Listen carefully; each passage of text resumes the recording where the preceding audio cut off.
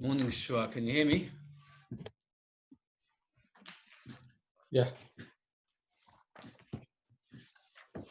You're the loyal, Last man standing. yes, the steadfast, right? It's not a long shiur. If you'll get uploaded. Finishing a perek today. We're up to Kuf Yudaled Amud Aleph, the bottom line, last 2-3 words. Just summarize quickly what we said before. There's a fundamental machlokes is Yom Kippur and Shabbos equal in the sense that what's forbidden to do on Yom Kippur, if what's forbidden on Shabbos, you can't do on Yom Kippur either, even if it's left over from Shabbos. For example, the fats of Shabbos can be burnt on Yom Kippur, or can you fold your talis on Yom Kippur for the sake of Shabbos? Or do we say it's all forbidden? They're not allowed to burn the fats of Shabbos in Yom Kippur, and you're not allowed to fold the talis. It's machlokes of Shmuel and Rabbi Akiva. Now the Gemara says like this: Omar Abzeva, top of if you daled on base. Kavina b'Bovan. And I used to be in Bovan. Zeva actually used to live in Bovan, and he moved to Eretz Yisrael. Hava Omi, I used to say like this: Hoda Tanya, this price which says, Yom Kippur Mishchol Yosef Shabbos. If Yom Kippur is on a Friday, lo yehu toikim. They won't blow shofar. The halacha is that on Erev Shabbos we blow shofar to remind people that it's now going to be Shabbos. And there's going to be Issa Malacha. The Gemara discusses it at length earlier and later. The halachas of the blowing of the shofar. The reason they blew the shofar was a reminder to people, you should know it's still going to be Shabbos, so you have to be careful, all Malacha is forbidden. So it says like this: if Yom Kippur was a Friday, they did not blow shofar. And the logic would be that since on Yom Kippur everything's already forbidden, there's nothing to tell you that Shabbos is coming in, because there's nothing more chomer. Or Motzei Shabbos, lo yoyom avdilin. And if Yom Kippur was a Sunday, they didn't say Havdalah. Why would they not say Havdalah? You say Havdalah when you go from a higher Kedusha to a lower Kedusha, from Shabbos to weekday, from Shabbos to Yom Tov, we say Atah. We say a form of Havdalah. But from Shabbos to Yom Kippur, there's nothing to say Havdalah about, because Yom Kippur is just as Kodesh as Shabbos. So it says the Gemara that this, which we said, that if Yom Kippur is on Friday, that we don't blow shofar, and if Yom Kippur on Sunday, we don't say Havdalah. Says the Gemara, I used to think that everybody agrees with this, and therefore it's not a machlokes with Shmuel and Akiva. But when I came up to Eretz Yisrael, Ashkachite, the Yehuda brother of Shmuel and Pazi, I met Yehuda, the son of Shmuel and Pazi. The Yosef become Rabbi Akiva. He explained that this price is only b'shittas Rabbi Akiva. The Rabbi Shmuel, if it's called Rabbi Shmuel, who says that on some small level, Yom Kippur is less Kodesh than Shabbos. He says you're allowed to bring the fats of Shabbos on the Yom Kippur. Liskai shpur shofar, in order that they should know the Chelvei Shabbos, that you're allowed to bring the fats of Shabbos on Yom Kippur. And there's an interesting logic of here. It's a cheshbon. Rashi and Rishonim will explain this, and that is like this: if Yom Kippur is a Friday, blowing shofar would teach people that Shabbos is more chomer. That means we're now going to a higher kedusha, so blowing shofar, be careful. That would teach people that on other years, when Yom Kippur is a Sunday, you'd be allowed to burn on Yom Kippur, which is the day after Shabbos, all the fats left over from Shabbos. And this is a small but important point. The blowing of the shofar on Yom Kippur on the Friday does not actually teach us anything new for that year. It will not permit or forbid anything, because if Yom Kippur is a Friday, you're nothing you can burn. You can burn the fats of Yom Kippur on Yom Kippur, and then on Shabbos you can burn the fats of Shabbos on Shabbos. You can't burn the fats of Yom Kippur on Shabbos. Everybody agrees that's forbidden. But the purpose of blowing shofar on Yom Kippur, which is a Friday, is only that for other years, when Yom Kippur will then be a Sunday, we'll remember as follows. The other year, when Yom Kippur was a Friday, we blew shofar to remind us that Shabbos is a slightly higher Kedusha. So now that Yom Kippur is a Sunday, I'm allowed to burn the fats of Yom Kippur on Sunday, because after all, Shabbos is a higher Kedusha, so therefore the leftover fats from Shabbos, I can still burn on Sunday. So that would be the purpose of blowing shofar. No, and I replied to him, no, you're wrong. Kohanim's reason here, Kohanim, as a famous halacha, that Kohanim are makbid in halacha. And therefore, it's not necessary for them to be told to blow shofar on Yom Friday, Yom Kippur, in order that they should know that other years they can burn the fats of Yom Kippur on Sunday, or the fats of Shabbos on Yom Kippur Sunday. Why? Because it's kind of reason. Rashi brings the pasuk, Yomi mishpatecha liYaakov.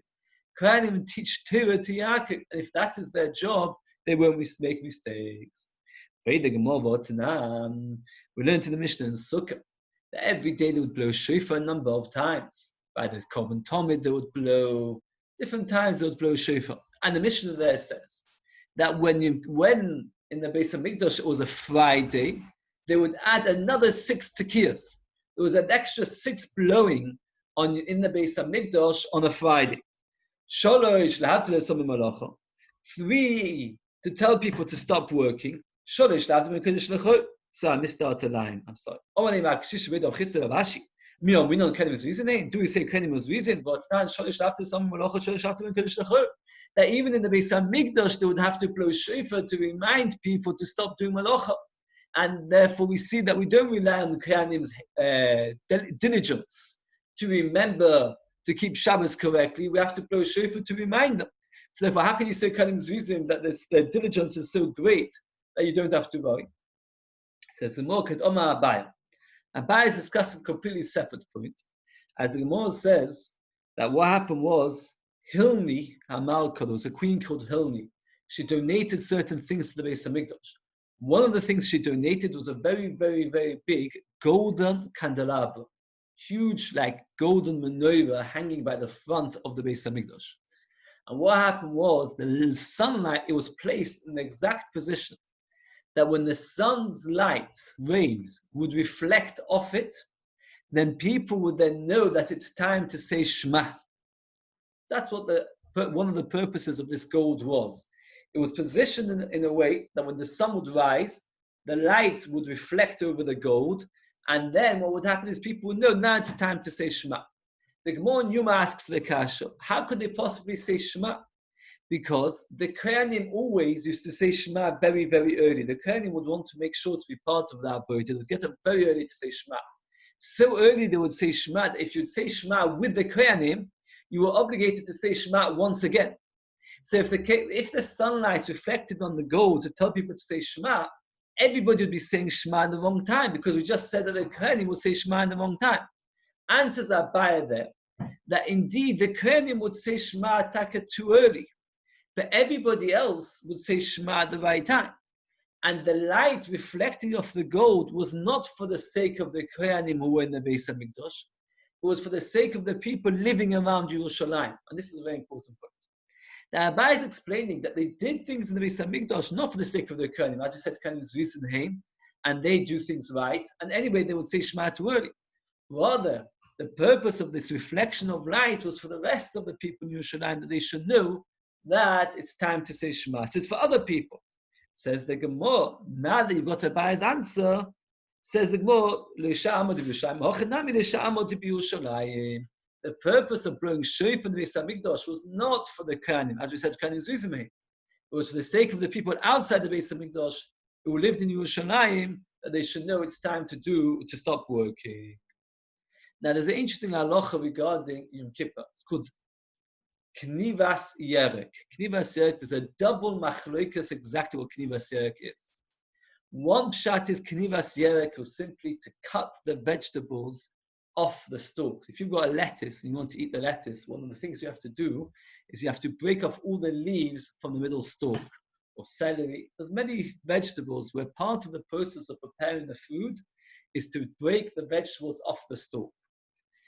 Others explain that this is Pashas Tesis Pshat. Others explain that vegetables often have bad parts. So you have to cut off the bad parts. It's pruning or cutting away the bad pieces of the vegetable. It's a similar idea. Either you're cutting the leaves off the stalk to eat the leaves, or you're cutting off the bad in order that the good should be untainted. There's another machlokes is that the halacha is you're allowed to do this on Yom Kippur afternoon. Why are you allowed to do this on Yom Kippur afternoon? And here there's another machlokes. Rashi says, interestingly enough, that the purpose that Chazal permitted to do this on Yom Kippur afternoon was that people should find Yom Kippur even more difficult.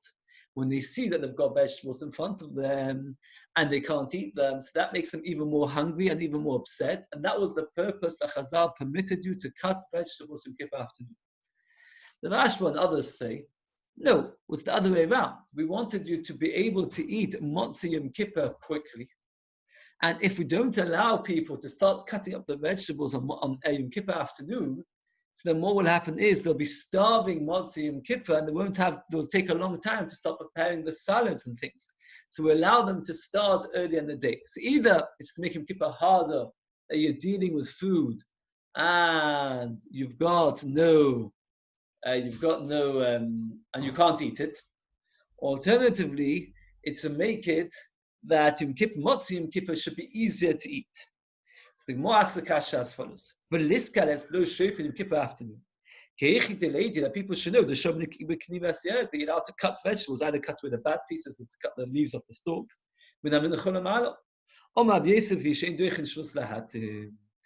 Blowing shofar is also midrabanan because it's a kind of melacha. Therefore, you're not allowed to blow shofar on Yom Kippur afternoon. Only they permitted it in order to warn people not to do malachas for Shabbos. But they never permitted it just as a sign that people should remember that you're allowed to cut up vegetables. For that, they never did it. They didn't be matter, it's a shvus of tkiyah shofar just to be made. Shvus kroi vehitiru, shvus v'choika lo yetiru.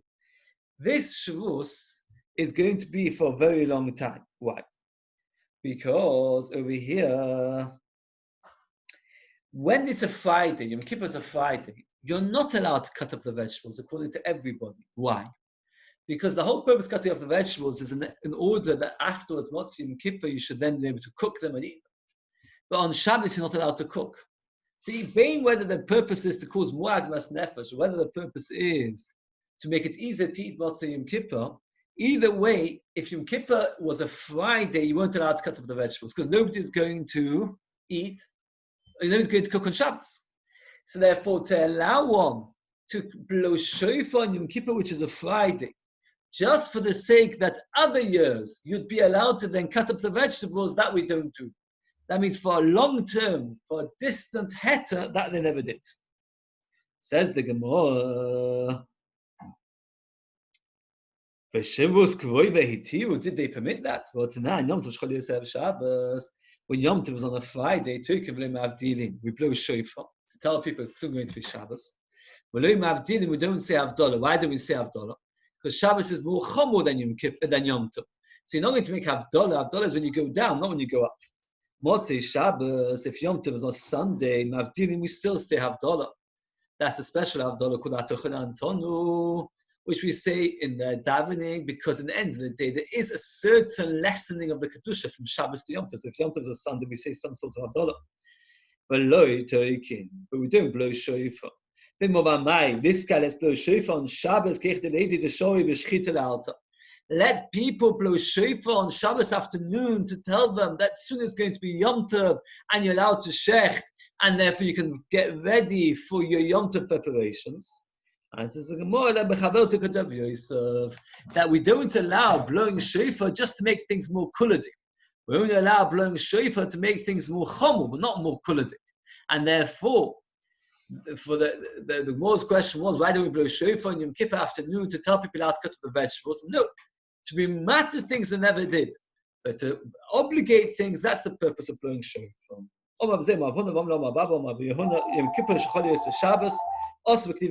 Even though they permitted on Yom Kippur to cut up vegetables, but if Yom Kippur is a Shabbos, they forbade it. We've learned it. How do you know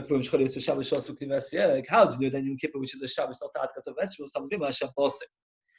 Shavuos. You have to stop. If we're talking about actually cutting it off the ground, that means harvesting. The Torah already told us, don't do malachas. So you don't need another drasha of Shabbos. It must be talking about cutting vegetables, which is not a device. It's only a drabanon of tircha to get ready for your salads. So therefore, it's a vaya. It's a vaya. Shmami know that it's forbidden. Because what's the purpose? The Brisa tells us you're not allowed to do it on Shabbos, which is Yom Kippur. What are we talking about? If it were a real malacha, for that you don't need a pasuk, because when you got another pasuk, it says chamalacha. He must be talking about cutting up vegetables, which is just a terch. You're allowed to cut up vegetables, even if it's Shabbos and Yom Kippur. You're allowed to. You're not allowed. You have to stop. So he told us to do malacha. You must be talking about cutting up vegetables.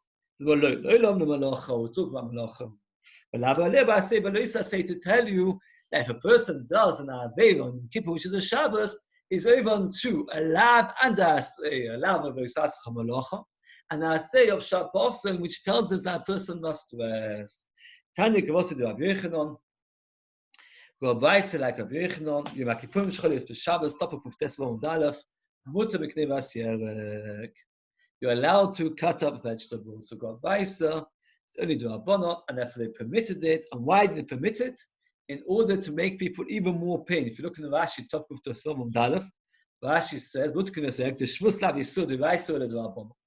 Ba'achim Mishum Agmas Nefesh. Shemesakin Menoichin. You prepare, you can't eat. By koilinu shori v'dafkim aminchol u'malo shu shoyim from itzaper es achila v'ikmagmas nefesh tvei, then you're allowed to. Only when it's late in the day on Yom Kippur, then a person's getting hungry and he's desperate to start eating, then you would permit him to cut up the vegetables. You have to break nuts. That means Yom Kippur, which is a Shabbos, you're allowed to start preparing for the meal at the end of Yom Kippur. It's allowed to break up the nuts. Now it's very interesting this, because I don't know if you're so aware, but there are many people have a minhag not to eat nuts from Rosh Hashanah till Hoshana Rabbah, because egois is gematria a chet, the gematria of Avela. It's more down Halacha.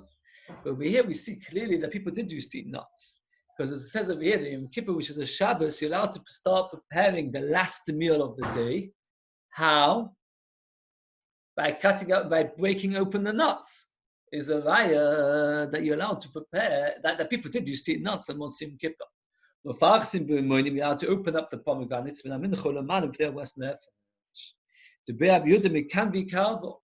They would cut cabbage Yom Kippur afternoon. They would scrape pumpkins. Again, we have two explanations. Rashi's explanation is to cause a more pain on Yom Kippur that you see food and you can't eat it.